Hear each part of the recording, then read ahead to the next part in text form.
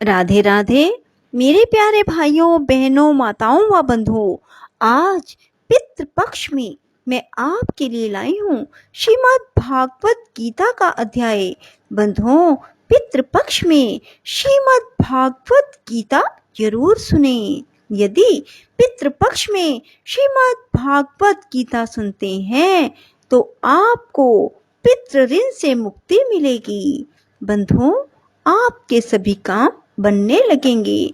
बंधुओं, यदि आपने हमारे चैनल को अब तक सब्सक्राइब नहीं किया तो जरूर करें और बेल आइकन दबाना ना भूलें ताकि आपको हमारी आने वाली सभी वीडियोस की जानकारी सबसे पहले हो सके।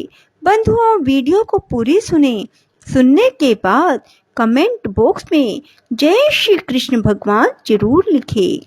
श्री कृष्ण महाराज बोले, हे अर्जुन, मैंने इस अविनाशी योग को कल्प के आदि में सूर्य के प्रति कहा था और सूर्य ने अपने पुत्र मनु के प्रति कहा और मनु ने अपने पुत्र राजा इक्ष्वाकु के प्रति कहा। इस प्रकार परंपरा से प्राप्त हुए इस योग को राज ऋषियों ने जाना, परंतु हे अर्जुन, वह योग बहुत काल से इस पृथ्वी लोक में लोप हो गया था। वह ही यह पुरातन योग अब मैंने तेरे लिए वर्णन किया है, क्योंकि तू मेरा भगत और प्रिय सखा है, इसलिए।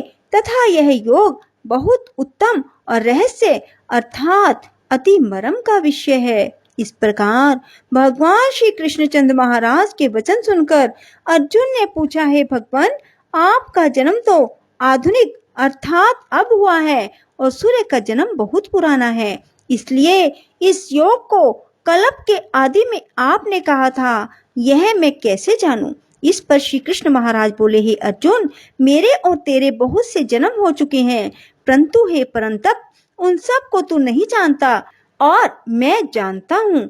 मेरा जन्म प्राकृत मनुष्यों के सदृश नहीं है। मैं अविनाशी स्वरूप अजन्मा होने पर भी तथा सब भूत प्राणियों का ईश्वर होने पर भी अपनी प्रकृति को अधीन करके योग माया से प्रकट होता हूँ।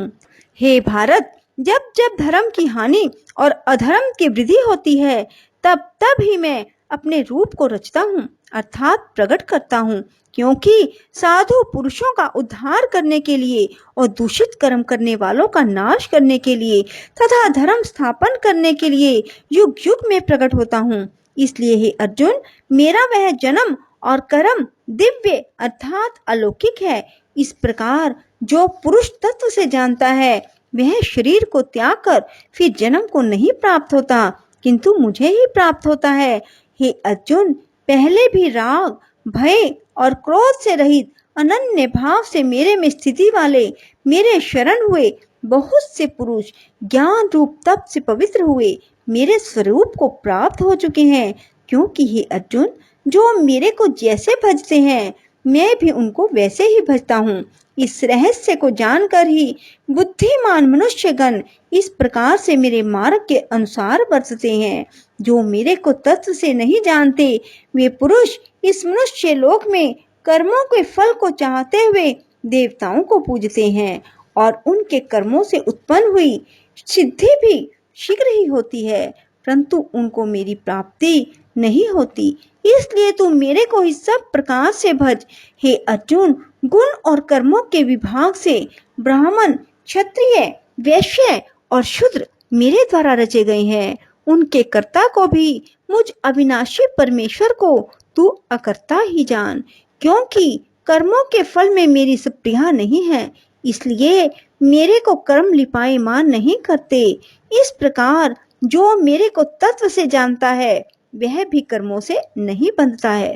पहले होने वाले मुमुक्ष पुरुषों द्वारा भी इस प्रकार जानकर ही कर्म किया जाता है।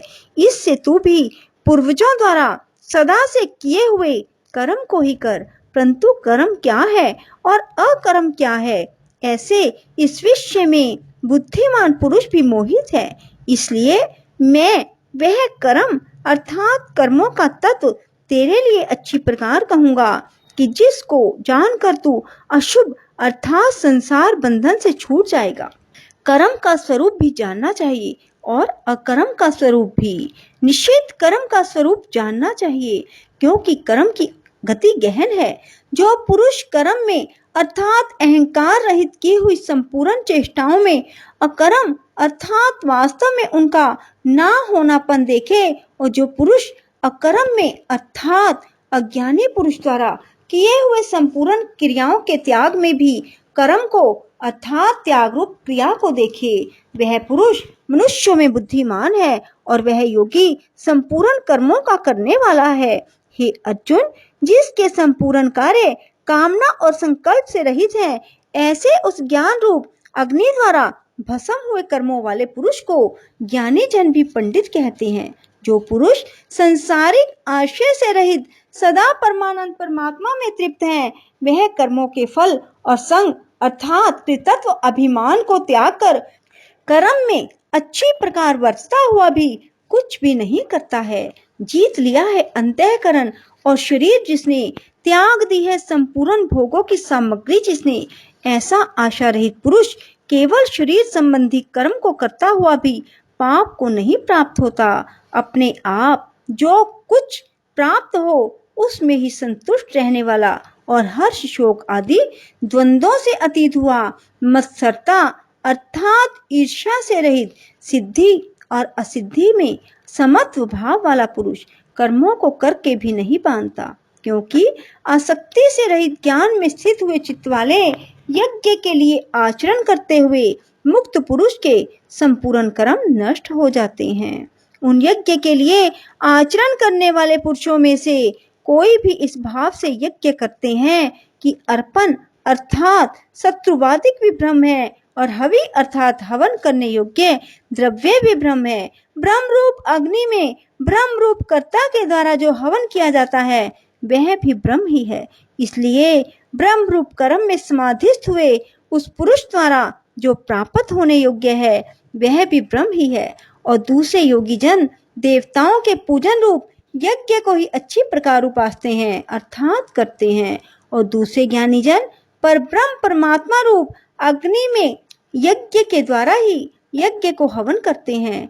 अन्य योगी जन श्रोत्रादिक सब इंद्रियों को संयम अर्थात स्वाधीनता रूप अग्नि में हवन करते हैं, अर्थात इंद्रियों को विषयों से रोककर अपने वश में कर लेते हैं।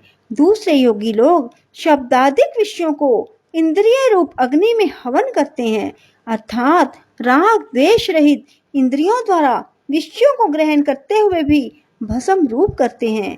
दूसरे योगी जन संपूर्ण इंद्रियों की चेष्टाओं को प्राणों के व्यापार को ज्ञान से प्रकाशित हुई परमात्मा में स्थिति रूप योग अग्नि में हवन करते हैं।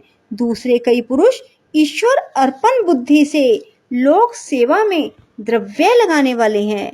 वैसे ही कई पुरुष स्वधर्म पालन रूप तप यज्ञ को करने वाले हैं और कई अष्टांग योग रूप यज्ञ को करने वाले हैं, और दूसरे अहिंसा आदि तीक्ष्ण व्रतों से युक्त यतनशील पुरुष भगवान के नाम का जप और भगवत प्राप्ति विषयक शास्त्रों का अध्ययन रूप ज्ञान यज्ञ करने वाले हैं। दूसरे योगी जन अपान वायु में प्राण वायु को हवन करते हैं, वैसे ही अन्य योगी जन प्राण वायु में अपान वायु को हवन करते हैं, तथा अन्य योगी जन प्राण और अपान की गति को रोककर प्राणायाम के प्रायण होते हैं। दूसरे नियमित आहार करने वाले योगी जन प्राणों को प्राणों में ही हवन करते हैं। इस प्रकार यज्ञों द्वारा नाश हो गया है पाप जिनका, ऐसे यह सब ही पुरुष यज्ञों को जानने वाले हैं। हे कुरुश्रेष्ठ अर्जुन, यज्ञों के परिणाम स्वरूप ज्ञान अमृत को भोगने वाले योगी जन सनातन पर ब्रह्म परमात्मा को प्राप्त होते हैं। यज्ञ रहित पुरुष को यह मनुष्य लोक भी सुखदायक नहीं है, फिर परलोक कैसे सुखदायक होगा। ऐसे बहुत प्रकार के यज्ञ वेद की वाणी में विस्तार किए गए हैं। उन सब को शरीर मन और इंद्रियों की क्रिया द्वारा ही उत्पन्न होने वाले जान। इस प्रकार तत्व से जानकर निष्काम कर्म योग द्वारा संसार बंधन से मुक्त हो जाएगा। राधे राधे, जय श्री कृष्णा। बंधुओं, यदि आपको हमारी वीडियो पसंद आए तो इसे लाइक करें और शेयर भी जरूर करें। धन्यवाद।